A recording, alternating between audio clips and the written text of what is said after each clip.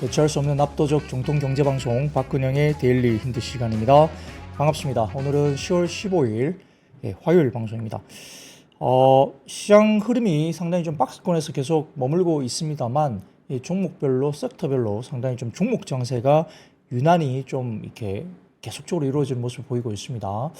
이 종목 난이도가 좀 더 커지고 있다는 이야기죠. 오늘도 장 초반에 좀 주춤했던 이 비만 관련된 약 관련된 종목들, 이 종목들이 장 막판에 또 급등을 하고요.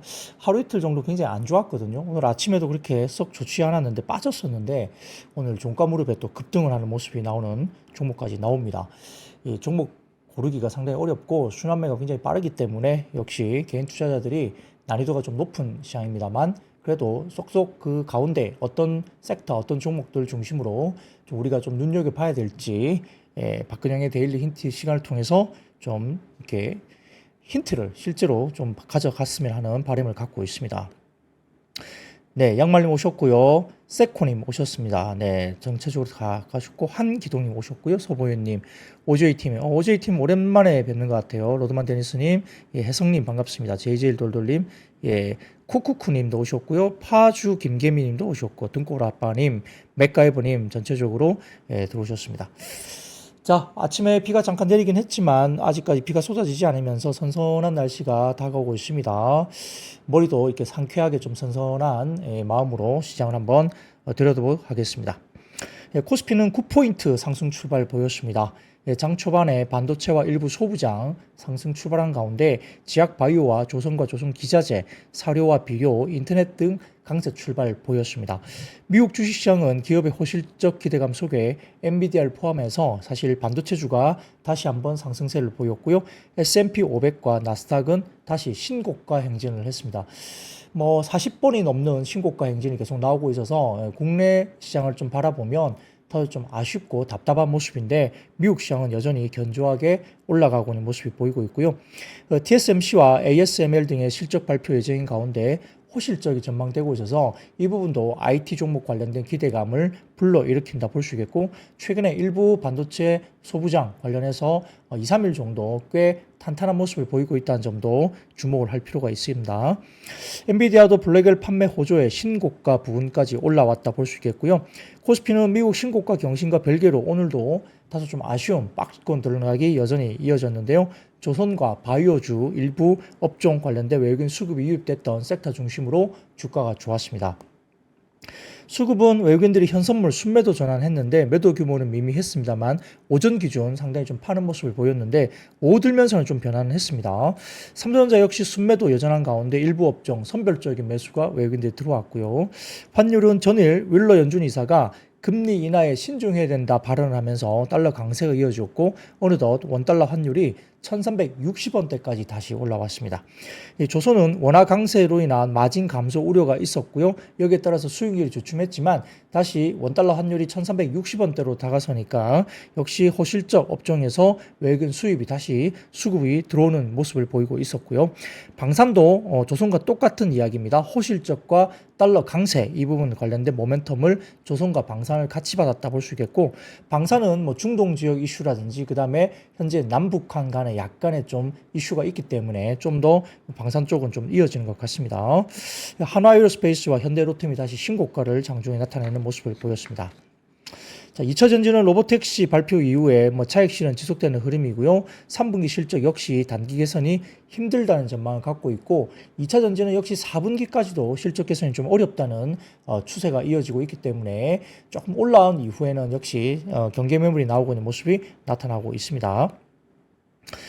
바이오 같은 경우는 SK바이오팜, 유한양행 등이 동반 52주 신고가를 냈고요. 금리 인하 시기에 바이오 주도 흐름이 지속되는 양상인데 최근에 보면 역사적으로 월별 지표로 보면 11월 달에 바이오의 상승폭이 가장 컸다라고 이야기되고 있기 때문에 10월 들어서 11월까지도 좀 더 긍정적인 흐름이 좀 이어지지 않을까 생각을 바이오 쪽으로 해볼 수 있겠습니다.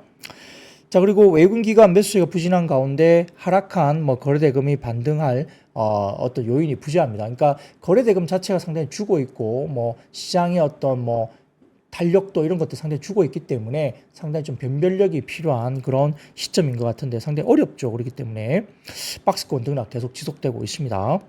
코스닥은 매크로 이벤트도 부재하면서 업종 테마 간 순환매 장세가 지속되고 있는 상황이고요. 테슬라 로보택시 실망감이 이어지면서 에코프로 그룹주가 다소 조금은 주춤하고 있고 2차 전지주도 전반적으로 약세 지속입니다. 지수 하방 압력으로 작용했지만 강보합 정도로 마무리했습니다만 보톡스 관련주 실적 개선 기대감의 강세였고요. 휴젤은 메이톡스와의 ITC 분쟁 승소에 불확실성 해소되면서 최근의 모습이 좋고 파마 리서치라든지 그 외에 제약바이오 섹터, 알테오젠, 리가켄 바이오 등등 관련해서 상당히 좋은 모습. 그리고 오늘은 제가 말씀드렸던 비만 치료제 관련주들이 장 후반에 급등을 하는 모습을 보이고 있는 모습입니다. 거기다가 러시아가 우크라이나 곡물 수출항 폭격했다는 소식 때문에 사료 관련주, 비료, 사료, 음식료 이쪽이 또 주가가 상승하는 모습을 보이기도 했고 석유 같은 관련주는 오펙 석유 수요의 예측이 하향 조정되고 있으면서 석유라든지 LPG 관련주는 다소 조금은 하향 조정되고 있는 모습입니다. 전일과 비슷하게 코스피는 중국 증시 개장 이후에 외국인 순매수 유입되면서 상승 전환하는 모습을 보이기도 했습니다.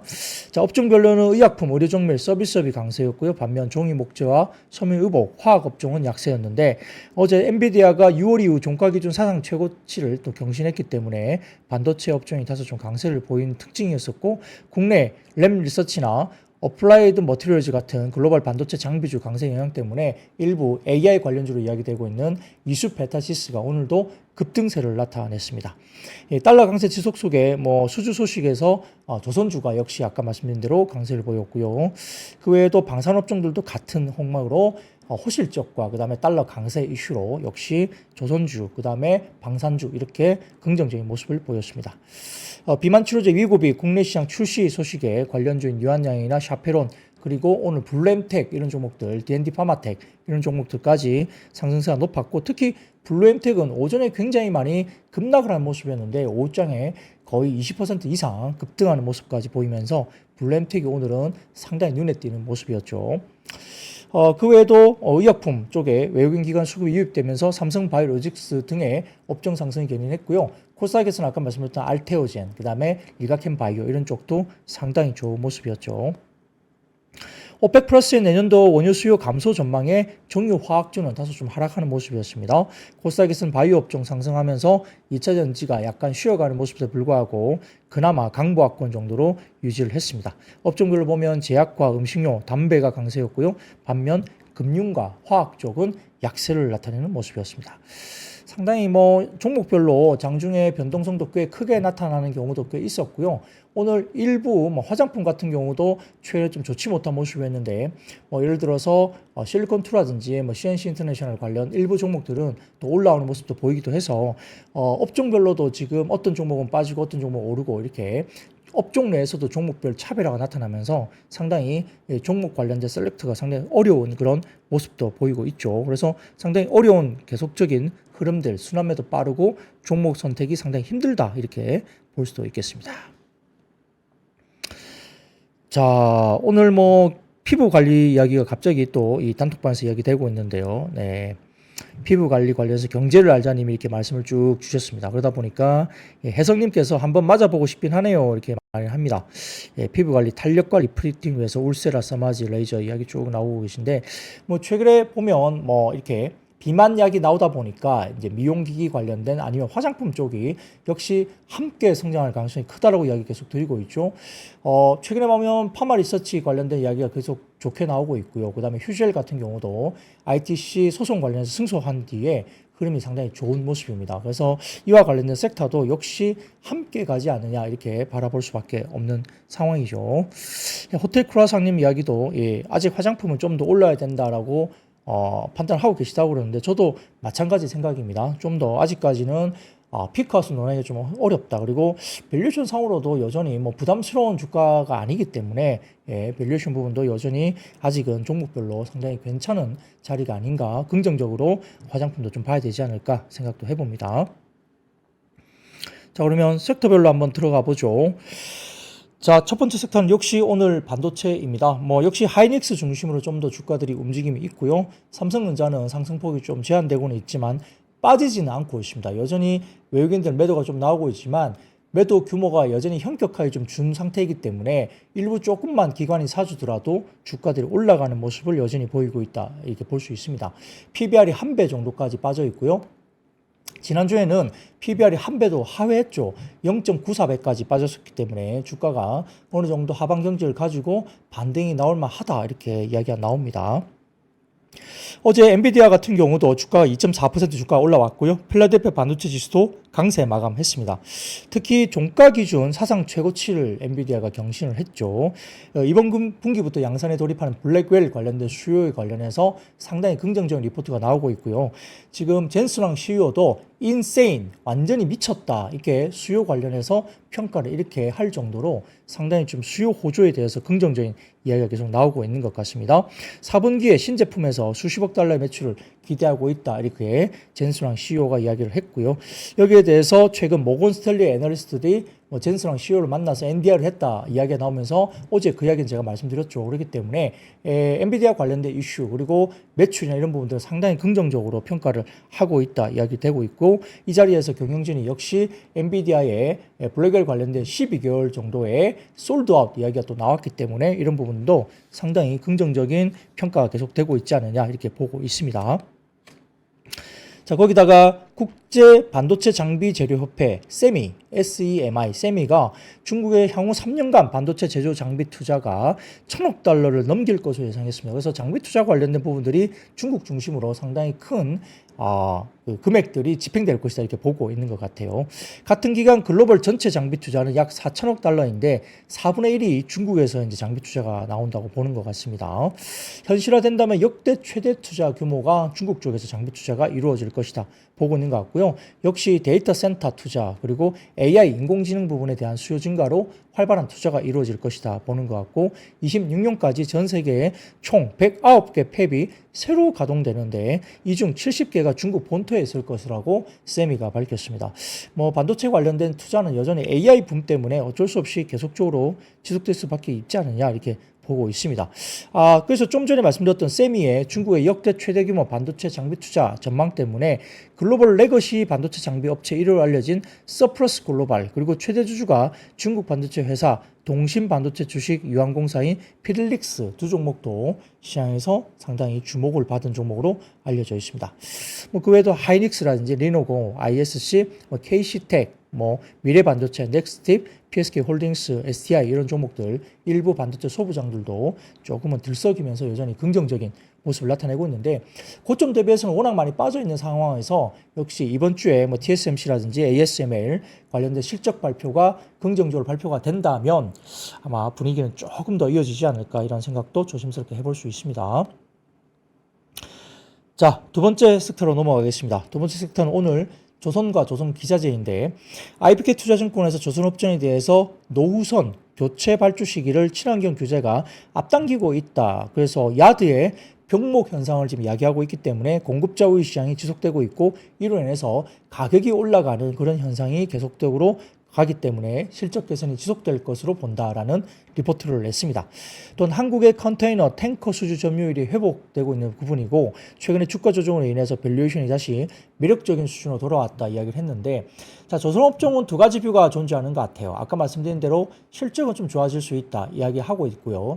다만 지금 이야기가 중국의 경기 부양 때문에 구리라든지 철광석 가격이 좀 올라가는 추세가 된다면 후판 가격이 올라간다는 겁니다. 그렇게 되면 일단 조선주 관련해서 후판 가격이 원자재이기 때문에 그런 부분에서 수익률이 좀 떨어질 수 있다는 점 때문에 우려가 있다는 거죠. 그래서 후판 가격이 올라가게 되면 중국발 가격이 올라가게 되면 결국 물론 이제 한국의 후판 가격과 중국의 후판 가격 차이가 많이 나는데 아무튼 철광석 가격이 올라가면서 후판 가격 상승을 이야기할 수 있다면 4분기 이후에는 지금 후판 가격 상승에 대한 영향을 받을 수 있다 이런 우려도 있는 거예요. 그래서 한쪽에서는 실적이 좋고 여전히 친환경성 관련된 부분에 대해서 신조선가라든지 중고선가가 올라가는 모습들이 여전히 긍정적이고 실적이 좋아지기 때문에 조선주는 봐야 된다 긍정적으로 봐야 된다는 쪽이 있고 한편에는 이 중국의 경기 부양 때문에 후판 가격 상승이 이루어질 가능성이 높고 여기에 따라서 이 가격에 대한 부분들이 전가되면서 원자재 가격이 올라가니까 결국은 조선주에 대한 조금 우려가 있을 수 있다. 이런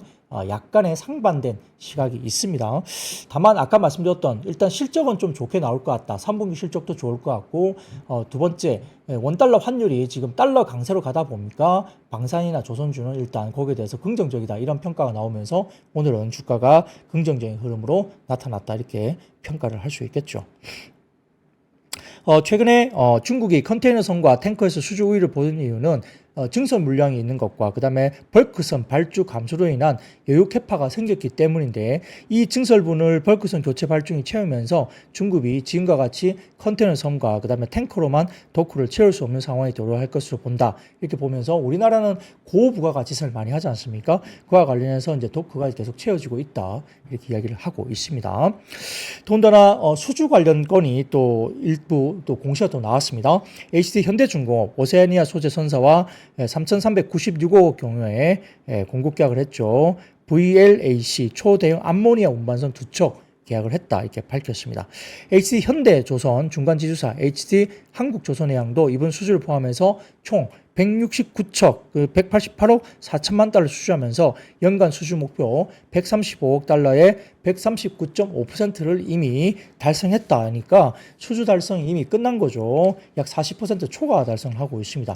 여기에 따라서 분위기가 수주 관련된 분위기가 상당히 좋다는 이슈가 있기 때문에 조선주 그리고 조선 기자재 업종까지 같이 좋아지는 모습이고요. 최근에 엔진 관련해서 한화엔진도 상당히 좋은 모습이죠. 조선주 좋으면서 엔진 쪽도 상당히 주목을 받고 있습니다. 한화엔진 같이 좀 보시면 좋을 것 같아요.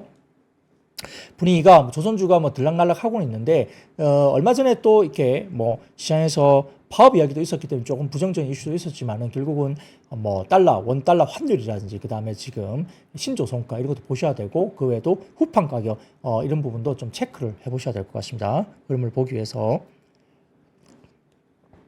자, 그러면 그 다음 섹터로 넘어가겠습니다. 자, 오늘 오후장에 급반등을 하기 시작한 게 결국은 비만 치료제입니다. 특히 오늘 눈여겨봤던 종목이 이제 블루엠텍이라는 종목이 급등했고 D&D 파마텍도 10% 이상 급등을 했습니다. 노보더디크의 위고비 국내 유통을 담당하는 줄릭 파마 코리아가 이날부터 위고비 주문 접수를 시작한 가운데 출시 첫날부터 주문 폭주가 이루어졌다 이렇게 기사가 나왔는데요. 초도 물량 확보 경쟁이 뛰어들면서 온라인 커뮤니티에서 위고비를 싸게 살 수 있는 성지 목록이 또 공유됐다 이렇게 이야기도 나오죠. 소위 말하면 기사 내용으로 봐서는 위고비 대란 조짐 이렇게 기사가 나왔는데 이게 약간 기사빨도 있는 것 같아요. 실질적으로 그런지는 모르겠습니다만 아무튼 위고비 첫날 이렇게 관련된 초도 물량 경쟁 확보 경쟁이 상당히 치열했다 이야기가 나오는 것 같아요. 초도 물량이 많지 않은 것으로 알려지면서 병 의원들이 앞다투어서 위고비 확보전에 뛰어들고 있으면서 중간 유통을 맡은 줄릭파마 코리아가 9시 온라인 사이트를 통해서 위고비 주문 접수를 시작했지만 1시간 반 만에 서버가 다운됐다고 이야기됐습니다. 그러니까 상당히 집중됐다 볼 수 있겠죠.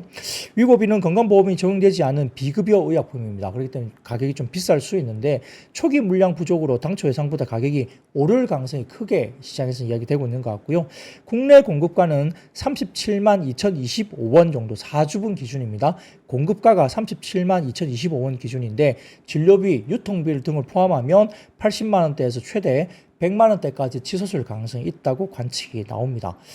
여러분들 비만약 관심이 많으실 수 있고요. 저도 마찬가지로 비만약 관심이 있습니다. 그렇기 때문에 어느 정도 적정한 가격이라면 시장에서 충분히 사용할 수 있는 그런 접근 이런 의지가 상당히 크지 않을까. 또 초기에 이런 부분들 관련해서 여러 가지 실제로 비만약이 필요하신 분도 계시고 또 내가 어느 정도 정상적인 체격인데 또 심리적으로 나가 비만약이 필요하다. 난 체중을 빼고 싶다 이런 사람들 꽤 있을 수 있기 때문에 사주 기준 100만 원 정도면 아마 어느 정도 접근 가능한 가격일 수도 있습니다. 물론 어떻게 보면 비싼 가격 약가일 수도 있지만 그래도 소비 패턴을 생각했을 때 글쎄요, PT를 받는 것보다는 또 비만약을 우리가 해보겠다 이렇게 할 수도 있지 않습니까? 그래서 PT 들어간 돈이나 비만약이랑 크게 차이 안 난다 이런 생각으로 접근도 가능할 수 있다는 점에서는 어느 정도 초기 수요가 상당히 좀 크게 나타날 수 있겠다 생각도 할 수 있겠죠.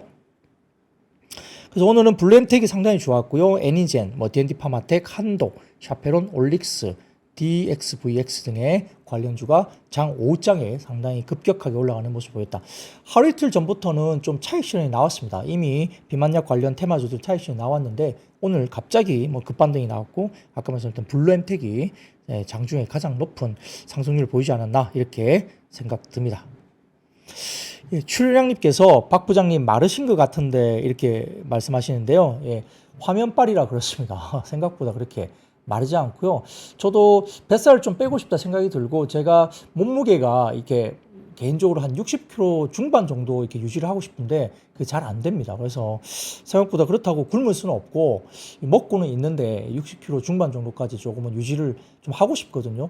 60kg 초반 가니까 얼굴이 너무 보기 싫어요. 이렇게 막 헬스케지고 얼굴이 너무 야위해 보여서 좀 보기 싫더라고요. 그래서 60kg대 중반 정도 가면 딱 좋은데 그 몇 킬로가 잘 안 빠집니다. 그래서 이 빼기 위해서 뭔가 운동을 해야 되는데 실제로 또 위고비가 어떤지 정말 궁금은 하거든요. 정말 효과가 있는지 궁금은 합니다만 심리적으로 좀 빼고 싶다 이런 생각을 계속적으로 갖고 있고요. 사실 운동을 해야 되죠. 운동을 먹는 것보다도 운동을 해야 되는데 잘 못하는 저를 이렇게 반성을 하게 됩니다. 뭐 그래도 이렇게 투자 관점에서는 또 관심을 가질 수밖에 없죠, 우리가. 그래서 한번 해보면 어떨까 진짜 관심이 많은데 아직까지는 뛰어들지 못하고 있습니다. 실제 필요한 분들이 지금은 약을 이렇게 조달 받아야 되잖아요. 실제 정말 어떤 비만 관련된 어떤 본인의 어떤 질병 때문에 필요한 분들이 필요하기 때문에 그분들이 우선 뭐 해야 되겠죠. 그분들에게 우선 이렇게 공급이 잘 됐으면 좋겠습니다. 자, 경제를 알자님께서 V라인이라고 하는데 닥터 K님은 나이살입니다 형님 말씀하시네요. 네, 그럴 수도 있죠. 네, 나이가 50을 넘다 보면 이게 잘 안 빠집니다. 예, 빼고 싶을 때 잘 안 빠져요. 제가 과거에 PT를 한 3개월 정도 미친 듯이 한 적이 있거든요. 그래서 한 9kg, 10kg 가까이 뺀 적이 있어요. 그랬더니 PT 하시던 저희 트레이너께서 한 3개월만 더 하면 대회 나갈 수 있겠다 그 정도로 뺐었어요. 그래서 너무 심하게 빼가지고 집에서 말리는 바람에 멈췄던 기억이 있습니다만 일단은 운동을 해서 이렇게 빼는 게 맞는 것 같습니다. 일단은 그렇습니다. 뭐 주가 수준에서는 관심이 많은 거죠. 실제로 그게 정말로 효과가 그렇게 있는지 한번 효과를 낼 수 있는지 한번 확인해 보고 싶은 생각은 있습니다. 자, 그러면 그 다음 섹터로 넘어가겠습니다. 오늘 일부 화장품사들은 오른 종목도 있고 빠진 종목도 있습니다. 관심주가 보면은 브랜드사는 조금 약하게 가고 있는 것 같고 오늘 같은 경우에 CNC 인터내셔널 그 다음에 실리콘2 이런 종목들은 다소 좀 반등을 했습니다. 그러니까 플랫폼 기업이라든지 그 다음에 OEM, ODM사는 다소 좀 플러스권으로 좀 돌아서는 모습을 보이고 있고요. 브랜드사, 그러니까 대형 브랜드사는 조금 처지고 있죠.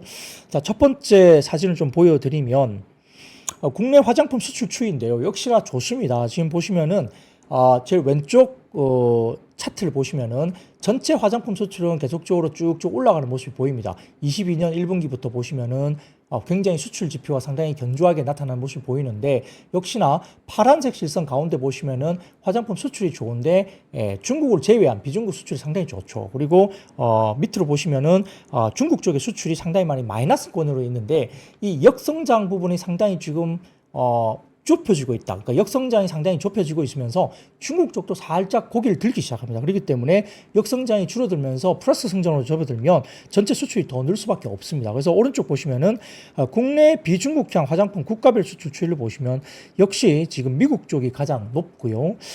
그다음 두 번째로는 지금 일본 쪽이 올라옵니다. 아래쪽에서 상당히 올라갔다가 좀 쳐졌다가 다시 올라오면서 두 번째 미국 쪽 1위, 두 번째 이렇게 일본 쪽이 올라오고 있고요. 그 외에도 동남아, 유럽 이렇게 나타나고 역시 전체적인 캐파는 아직도 중국이 상당히 큰데요. 중국을 빼고 나면은 미국, 일본 이렇게 올라온다는 점이죠. 그래서 상당히 견조하게 아직까지 미국 쪽에 수출권에서 전체 미국 쪽의 화장품에 대한 MS가 한 2, 3% 정도밖에 안 됩니다. 국내 화장품의 전체적인 미국의 MS가 한 2%대 정도이기 때문에 아직도 룸이 많이 남아있고 초기다, 성장 초기다. 거기다가 오프라인 매장까지도 여전히 인디 브랜드들의 약진이 이제 시작됐기 때문에 미국 쪽의 MS는 좀 더 올라갈 것이다 보는 것 같습니다. 다만 이제 키움증권의 자료에서 보면 이겁니다. 3분기 화장품 브랜드사, 그러니까 우리가 아모레퍼시픽이나 LG생활건강 같은 브랜드사들의 실적은 시장 예상치를 하회할 것으로 본다는 겁니다. 화장품 수출 트렌드는 견조하게 나타났다. 이건 이제 인디 브랜드, 중소 브랜드들의 분위기, 그리고 OEM, ODM사들의 분위기가 상당히 좋았다는 거고, 대형 브랜드사들은 상당히 좀 어려운, 일단 특히 중국 쪽에 시장 노출도가 높은 업체들의 실적은 부진할 가능성이 높다는 겁니다. 해외 비중국 채널 내에서 브랜드사 간 경쟁이 확대 현상에 기인한다, 이렇게 볼 수 있는데, 역시 중국 쪽도 로컬 브랜드들이 올라오니까 아무래도 지금 중국의 경기 부양 이코르 한국의 브랜드 화장품의 성장, 이렇게 보기엔 지금 좀 어렵다는 시각이 굉장히 많습니다. 경기 부양을 한다 하더라도 중국 시장에서 브랜드력을 상당히 많이 잃어버린 거 아니냐. 그래서 큰 브랜드사, 그러니까 아모레퍼시픽이나 LG생활건강이 브랜드력을 회복하는 게 더 중요하다. 중국의 경기 부양이 한다고 해서 이 대형 브랜드사가 중국에서 바로 매출이 급성장하는 쪽으로 간다고 동일시 보기엔 좀 어렵다는 뷰도 있기 때문에 그런 부분들 관련해서 저희가 좀 조심스럽게 봐야 될 것 같고요. 특히 아모레퍼시픽이 3분기 매출액이 9,300억대, 영업이익이 362억 정도로 추정이 되면서 시장 예상치를 하회할 것으로 전망을 했고요. LG생활건강도 3분기 매출액이 1조 7,139억 원, 영업이익이 1,346억 원으로 시장 예상치 하회를 전망했습니다. 클리오도 3분기 매출액이 897억 원, 영업이익을 89억 원으로 시장 예상치를 하회할 전망이기 때문에 브랜드사들은 역시 좀 어렵다라고 보는 것 같고요. ODM, OEM사 그리고 인디 브랜드사 이쪽 중심으로 시장을 보자라는 이야기를 하고 있는 것 같습니다. 다만 이제 하나증권에서는 역시 특히나 최근에 계속적으로 메이크업을 하고 있죠. 화장품 관련 섹터로 메이크업을 하고 있는데 피크아웃이라기보다는 시점의 차이지 않느냐. K뷰티의 글로벌 확정은 여전히 ING 진행형이다. 이렇게 하나증권에서는 장중 코멘트를 내기도 했는데요. 상반기 대비 3분기도 화장품 수출은 성장세가 강화되고 있다고 보면서 전체 상반기 41억 달러, 전년비 31% 성장을 했고요. 그리고 올해 3분기에는 26억 달러로 전년비 41%나 수출 지표가 성장을 하고 있다는 겁니다. 비중국이 올해 상반기에 전년비 56% 성장을 했고요. 3분기만 놓고 보더라도 비중국이 82%나 증가를 하면서 미국과 일본 쪽, 동남아까지 굉장히 좋다 보는 거죠. 특히 최근에 유럽과 중동이 또다시 가세하고 있다 이렇게 보고 있는 것 같습니다. 중국도 아까 말씀드린 대로 역성장 비율이 상당히 줄어들면서 상반기 대비로는 중국도 하반기가 다소 조금은 회복되고 있는 추세이기 때문에 플러스 알파로 볼 수 있는 거죠. 3분기 브랜드사의 실적이 다소 약하다고 느껴지는 요인은 현재 수출 성장을 강하게 주도하는 업체 대부분은 인디 브랜드이기 때문이다 봤고요. 그리고 성장 속도는 지난해 대비 인디 브랜드가 더 빨라지는 모습이죠. 그렇기 때문에 대형 브랜드사는 조금 약세로 보일 수밖에 없습니다. 그래서 수출 데이터는 상당히 강하지만 대형 브랜드사는 조금은 체감하기가 좀 어려운 분위기로 갈 수밖에 없다 이렇게 평가를 했고요.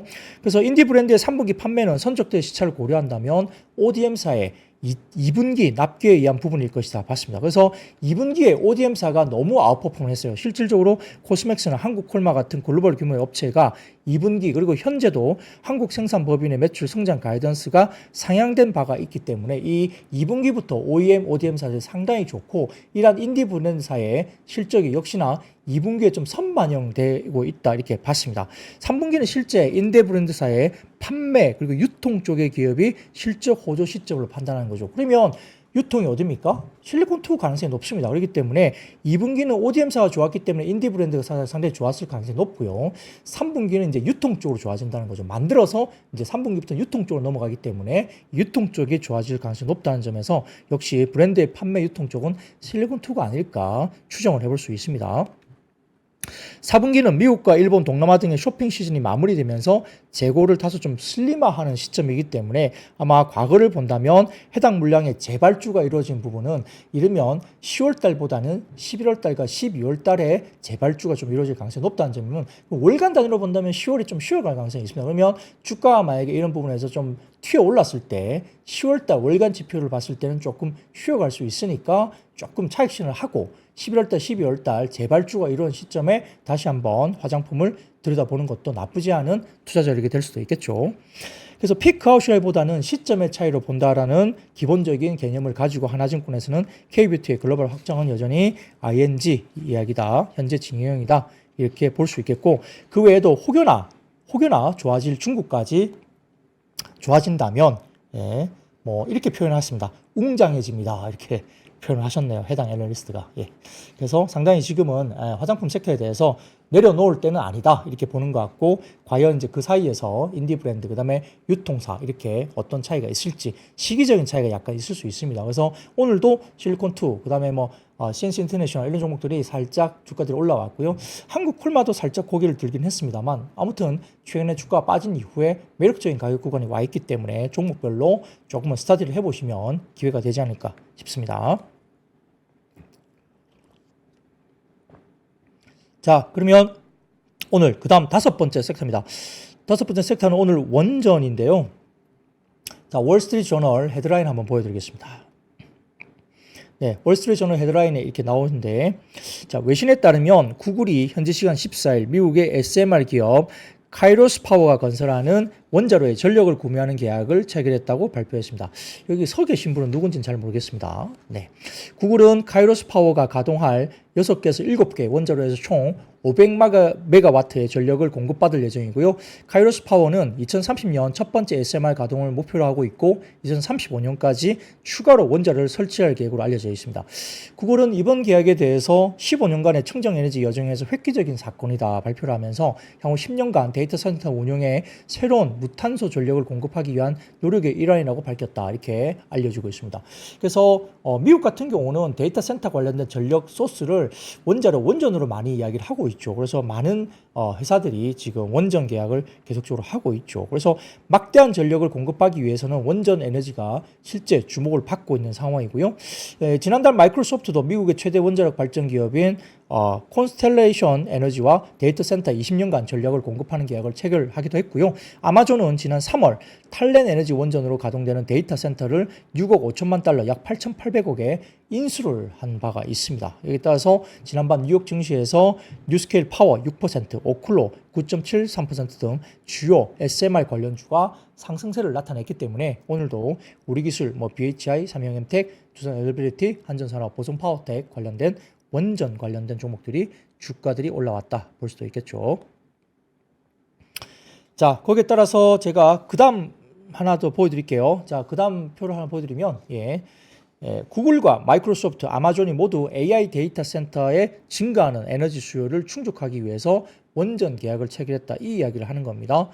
그래서 아까 말씀드렸던 구글도 아까 좀 전에 카이로스 파워 관련된 협력 관련된 부분 SMR 계획을 하고 있고요. 마이크로소프트는 컨스텔레이션 에너지 계약을 했고요. 아마존은 탈렌 에너지 이야기를 했고 이야기 쭉쭉쭉 나오면서 역시 이 부분 관련해서 역시 많은 회사들이 이제 미국 쪽이 원전 관련된 기회를 잡고 있다 이렇게 보는 것 같고요. 자, 그다음 이야기 드리겠습니다. 그다음 이야기 드리면 모건 스탠리 이 리포트입니다. 이 보시면 너무 글자가 작아서 잘 안 보이실 것 같습니다. 3프로TV 앱에 들어오셔서 제 이 원고를 다운로드 받으시면 이 원본을 볼 수 있기 때문에 원고 다운로드 받으시면 이제 원고를 보실 수 있고요. 지금 화면상으로는 너무 작은 모습이라서 잘 안 보이실 것 같은데, 자, 모건 스탠리 이 자료는 뭐냐면 과소평가된 전력의 가치라는 어떤 평가 보고서입니다. 그래서 이게 리포트가 나왔다는 거고요. 유럽과 미국 전역에서 데이터 센터를 중심으로 300명 이상의 고위 에너지 조달 의사 결정권자를 대상으로 설문조사를 한 리서치 자료인데, 여기에 따라서 역시나 우리가 시장에서 과소평가된 전력의 가치라는 평가 보고서를 내면서 확실히 이 전력 공급 관련된 업체에 좀 더 전력 수요가 점점 더 복잡해지면서 전력 수요와 관련된 이 관련된 섹터를 상당히 긍정적으로 봐야 된다. 이렇게 상당히 가치를 높게 봐야 된다. 이런 이야기를 하고 있습니다. 더군다나 유럽에서도 미국과 같은 똑같은 현상이 일어날 가능성이 높다라고 평가를 하는 것 같아요. 강력한 수요 이야기를 하고 있는데 설문조사에 참여했던 기업들이 향후 3년 동안 전력의 소비량이 최대 9% 증가할 것으로 예상했다 이렇게 나오는데요. 최근 한 10년간 연평균 전력 수요의 아마 성장이 연평균 0.3%가 그럴 겁니다. 그런데 지금 향후 3년간 전력 소비량이 최대 9%나 증가할 것으로 보고 있으니까 그만큼 AI 관련된 전력 소모가 엄청나게 증가할 수 있다는 이야기를 하고 있고, 여기에 따라서 전력 소모 관련된 전력을 어떻게 확보하느냐 이 부분들이 상당히 중요한 이야기가 될 수밖에 없죠. 계속 반복적으로 말씀드리지만 미국은 어떻게 40년 이상의 아주 오래된 관련된 이야기들이 70% 이상이 노후화됐으면 그걸 계속적으로 10년간 교체를 해야 되기 때문에 단기적인 흐름이 될 수는 없는 거죠. 그렇기 때문에 아무래도 전선이라든지 변압기 이쪽 관련된 쪽은 좀 더 긴 호흡으로 갈 수 있는데 월간 단위로 좀 좋았다 말았다 이런 데이터가 나옵니다. 이 뭐라 그럴까, 이 계단식으로 올랐다 내렸다 올랐다 내렸다 하면서 계속적으로 우상향 그림이 나타나는 그런 모습이 나오기 때문에 월 데이터로 트레이드가 계속적으로 나오는 과정에서 주가들이 빠졌다 올랐다 그런 모습이 보이면서 다시 신고가 가는 모습이 보이기도 하는데요. 최근에 보면은 SK 현대일렉트릭이 다소 좀 고점 대비 약간의 조정을 받고 있습니다. 월간 데이터라든지 분기 데이터가 약간 쉬어갈 때도 있고 하기 때문에 조정이 나오는데, 항상 최근에 보면 그 조정 때 주가를 다시 한번 비중 확대를 하거나 매수를 했을 때 수익을 줬던 기억이 계속적으로 이어지고 있어서 최근 들어서도 아마 그런 패턴이 또 이루어지지 않을까 이렇게 볼 수도 있겠습니다. 좀 더 긍정적으로 접근을 해볼 수도 있겠다 생각을 해봅니다. 자, 5번째 섹터까지 마무리했고요. 자, 6번째 이야기입니다. 오늘 역시 석유화학 쪽은 빠졌습니다. 뭐 정유도 유가가 빠지면서 빠졌는데 석유화학도 여전히 빠졌고요. 최근에 경기에 대한 지표가 물론 미국 쪽은 경기 지표가 상당히 괜찮다라는 이야기를 하고는 있지만, 역시 중국이 아직까지도 경기가 썩 좋지 못하고 재정 부양이 얼마나 세게 나오느냐 이거에 대해서 계속적으로 관심을 갖고 있는데, 아직까지 중국 쪽도 경기가 올라오는 모습이 그렇게 보이지 않는다는 겁니다. 그래서 SK증권은 보고서를 통해서 글로벌 운임 상승과 환율 하락 등의 일시적인 비우호적 업황이 반영되면서 3분기에 화학 섹터의 실적 전반에 눈높이가 하향 조정될 수밖에 없다는 리포트가 나왔습니다. 특히 2분기 화학 섹터 실적의 턴어라운드 이후에 높아졌던 눈높이가 컨센 대비 상당히 부진했던 실적을 기록했을 걸 추정한다. 그러니까 2분기에 살짝 좋았어요. 살짝 그때 1분기 대비 2분기가 조금 회복을 하는 듯한 모습이 보였기 때문에 화학 섹터 눈높이가 좀 높아졌거든요. 이제 회복을 하나? 너무 급락했고 주가가 많이 빠졌기 때문에 조금만 돌아서주면 좋아질 텐데, 이렇게 화학 섹터의 눈높이가 조금 높아졌는데 아마 최근에 컨센 대비 3분기 실적이 조금 더 하향하지 않겠느냐. 그래서 눈높이를 좀 낮춰야 된다. 이렇게 평가를 했습니다. 또한 3분기 비수기 영향에 따른 판매량 감소, 운임 상승에 따른 수익성 악화가 작용하면서 화학업체들의 수익성은 아마 이번 2분기 대비로도 부진했을 것으로 예상된다 밝히면서 주가가 지금 다시 조정을 받고 있죠. 금리 인하 효과, 중국의 경기 부양책 효과가 본격적으로 반영되려면 시간이 조금 걸린다 이렇게 이야기를 했습니다. 아마 24년 말로 갈수록 수요는 조금 회복될 것으로 보긴 하는데 아직은 좀 시간이 걸리지 않느냐 이렇게 이야기를 하고 있고요. 일상적으로 좀 생각할 때 금리 인하를 하고 금리 인하에 대한 효과가 나타나려면 한 6개월 정도 이후에 금리 인하 효과가 나타난다고 통상 좀 보고 있습니다. 그렇기 때문에 조금 올해 하반기 그리고 내년 정도 좀 넘어가면서 일단 금리 인하에 대한 효과가 중국도 좀 나타나지 않을까 생각을 할 수 있고요.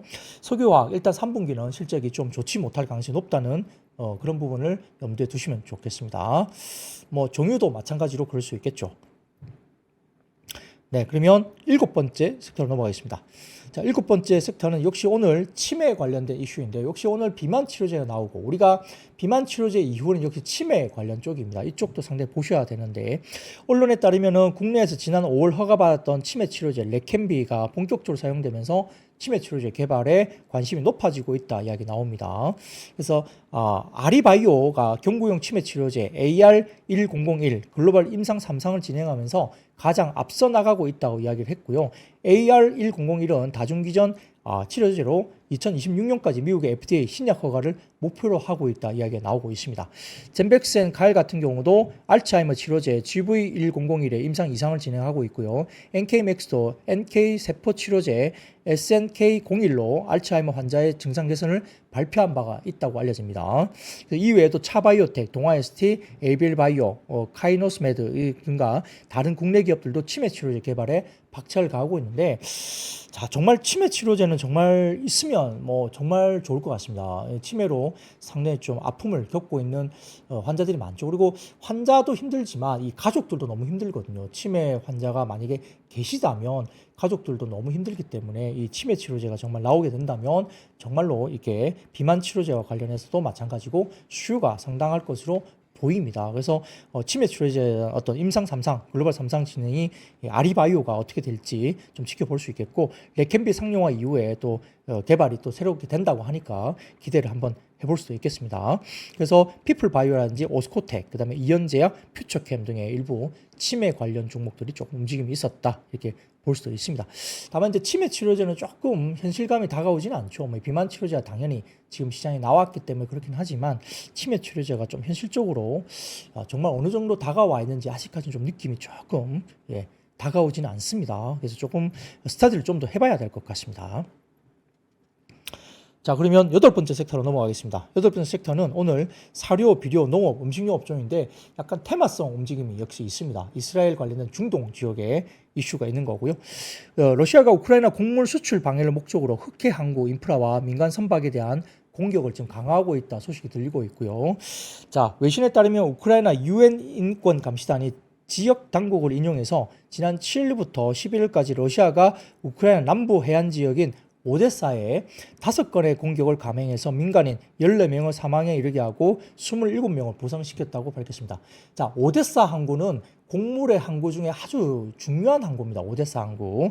세계 주요 곡창지대인 우크라이나의 곡물 수출이 막힐 경우에는 우크라이나는 물론 전 세계 곡물 가격이 다시 상승할 가능성이 있다. 가능성이 부각되고 있는데 우크라이나는 전쟁적인 기준에 전 세계에서 보리 3위, 보리 관련된 3위, 옥수수 4위, 밀은 5위 수출국으로 유엔과 튀르키예 중재로 체결된 흑해 곡물 협정에 따라 9월까지만 하더라도 흑해를 통한 우크라이나 곡물 수출 규모가 전쟁 전 수준을 다 회복을 했었습니다.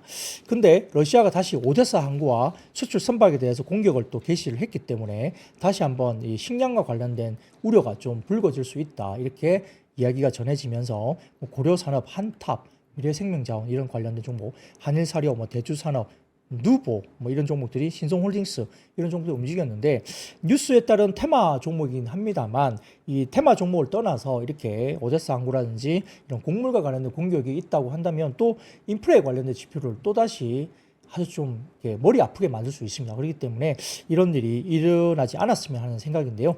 아무튼 지금 이렇게 러시아가 다시 오데사 항구 이런 부분에 대해서 수출 선박까지 공격을 최근에 다시 한번 하고 있다. 이 부분이 조금 우려를 받고 있는 것 같습니다. 굉장히 좀 어려운 이야기죠. 네. 자, 그런 부분들 좀 보시면 좋을 것 같고요. 자, 그러면 아홉 번째 섹터로 넘어가겠습니다. 아홉 번째는 역시 비트코인입니다. 비트코인이 지난 14일 현지 시간 5%대 급등세를 보이면서 6만 5천 달러 선을 돌파했습니다. 지난 29일 이후에 15일 만이고요. 비트코인 상승 배경으로는 중국이 최근 발표했던 경기 부양책이 기대치 못 미친다 이런 것도 하나가 있고 두 번째로는 가상자산의 우호적인 태도를 보이고 있는 이 트럼프 후보에 대한 당선 가능성이 높아지고 있다. 이 부분도 영향을 미치고 있습니다. 물론 트럼프 후보뿐만 아니라 이 관련된 지금 다른 진영도 민주당 쪽도 지금 가상화폐 쪽은 상당히 좀 긍정적으로 돌고 있죠. 그래서 해리스 부통령도 지금은 가상화폐 쪽 부정적이지 않습니다. 그렇기 때문에 양 후보 모두가 가상화폐 쪽은 긍정적인 이야기를 계속적으로 하고 있고요. 한국 시간으로 15일 오전 10시 40분 기준 코인 마켓 캡에서 비트코인 가격은 65,830달러 선 부근에서 거래됐고 국내 가상화폐 거래소 빗썸과 업비트에서는 8,800에서 8,820만 원 선에서 거래가 됐다고 합니다. 그래서 오늘 가상화폐 비트코인 관련주가 일단은 상승세로 보였다 볼 수도 있겠습니다. 역시나 이것도 테마 섹터로 볼 수 있겠죠. 자, 그 다음 이야기입니다. 자, 오펙의 올해 수요 예측 하향에 따른 국제 유가 급락 영향 때문에 정유 LPG 도시가스 관련주가 하락세를 보였는데요. 자, WTI 11월 인도분 가격은 오펙 관련된 수요 예측 하향 조정에 따라서 1.73달러 급락한 73.83달러의 거래를 마감했습니다. 상당히 좀 빠지고 있는 모습이고요. 오펙 같은 경우는 14일 보고서를 통해서 24년 수요 증가폭이 하루 190만 배럴로 감소할 것으로 예측을 했고요. 기존 예측치 하루 200만 배럴에서 10만 배럴 줄어든 수치를 다시 보고를 했습니다. 내년 수요 증가폭도 하루 170만 배럴에서 160만 배럴로 다시 하향 조정을 했기 때문에 이날까지 포함해서 연속 3번 연속 전망치를 최근에 하향 조정하고 있다 이렇게 볼 수도 있겠습니다. 또나 중국 정부의 지금 부양책이 조금 구체적으로 나오지 않아서 지난 10월 12일 날 구체적인 수치가 나오지 않았기 때문에 조금 부족했다 이런 이야기가 센티가 돌면서 역시 조금은 실망감을 가지고 있는 것 같고 여기에 따라서 유가가 좀 빠지고 있는 모습도 있는 것 같고 더군다나 좀 재밌는 것은 자, 그 다음 표를 좀 보여주시면 헤드라인 좀 보여주세요. 헤드라인 보여주시면 이겁니다. 자, 네타냐후가 이야기를 하고 있죠. 이스라엘이 이란 쪽에 관련된 부분에 대해서 군사시설을 타격할 것이다. 이렇게 공식적으로 승인을 했다고 알려지고 있죠. 근데 뉴클리어, 원전이라든지 그 다음에 오일 이런 쪽은 타겟을 하고 있지 않다. 그러니까 공식적으로 핵시설이나 정유시설은 타격을 하지 않을 것이고 군사시설만 타격을 할 것이다. 공식적으로 이것을 승인했다. 이런 이야기가 나왔어요. 그런 이야기 나오니까 유가가 급락해 버렸어요. 자, 그런 현상이 오늘 새벽에 나타났습니다. 그렇기 때문에 이게 공격을 한다는데 유가가 빠지네. 그게 군사시설만 타격하겠다. 이렇게 이야기가 나오니까 유가가 오히려 더 빠져버린 겁니다. 이런 영향도 오늘 일부 있었지 않을까 생각도 해보는 것 같고요. 자, 그리고 그 다음 표를 보여드리면 유진투자 중국에서 나온 이야기인데 결국 오펙의 석유 수요 전망 변경인데요. 자, 짙은색 푸른색은 9월 달의 전망이었고 그 다음에 옅은 이 푸른색은 10월 달 전망입니다. 역시 9월 전망 대비 10월 전망이 25년 4분기까지 훨씬 더 전망치가 하향 조정되고 있는 모습이 보입니다. 그렇기 때문에 국제유가 전망은 유진투자증권에 따르면은 공급 폭탄이 온다 이렇게 이야기를 하면서 결국 지정학적 이슈로 확전 확률은 높지 않은 상황에서 경기 부양책도 역시나 조금 더 GDP가 좋아질 수는 있겠지만은 원유 수요 증감률은 GDP 성장률의 3분의 1 정도에 불과할 가능성이 높다는 거고요. 오페크의 감산 종료도 영향을 미칠 수 있기 때문에 내년 12월까지 하루에 100만 배럴 정도 증가할 예상으로 본다. 그래서 공급이 더 많아진다는 겁니다. 여기에 따라서 여러 가지 부분에서 지정학적 이슈가 완화되는 경우에는 국제유가가 평균 배럴당 62달러까지 하락할 것으로 본다는 유진투자증권의 오늘 리포트까지 있었다 말씀드리겠습니다. 자, 그 외에도 트럼프 전 대통령의 경합주의 조기 투표에서 우세 소식이 알려지면서 우크라이나 재건 관련주들이 주가들이 상승 쪽으로 들썩였다는 점 말씀드리면서 오늘 준비한 이야기는 여기까지입니다. 총 11개 섹터 관련해서 말씀을 드렸습니다. 충분히 검토하시고 투자에 도움이 됐으면 좋겠습니다. 여러분 아시죠? I see you. 삶의 격을 높이는 9가지 지혜를 함께 나눕니다. 위즈덤 칼리지 시즌 2 영상 아래 링크를 클릭하시면 자세한 내용을 확인하실 수 있습니다.